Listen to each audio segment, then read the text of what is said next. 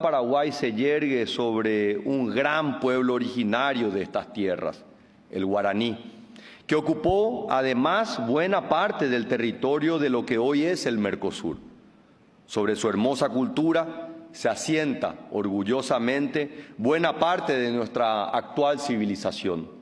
De entre sus innumerables legados, los guaraní nos dejaron un sugerente mito de creación, el llamado el Aibura Ptah, que quiere decir el fundamento del lenguaje humano.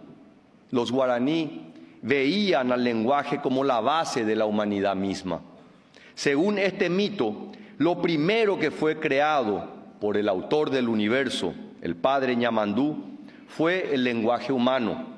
Al hacerlo, trajo luz a las tinieblas primigenias, palabras poéticas con las que el gran antropólogo paraguayo-australiano León Cadogan tradujo el guaraní original. Tinieblas primigenias, que era lo único que existía antes de la existencia del universo. Este mito me parece muy poderoso y además lleno de verdad.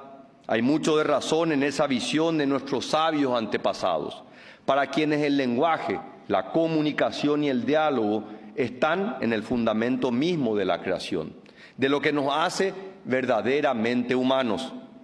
Es que sin esa capacidad de tener un lenguaje, de dialogar, dejaríamos de ser humanos y seríamos simples bestias, simples animales.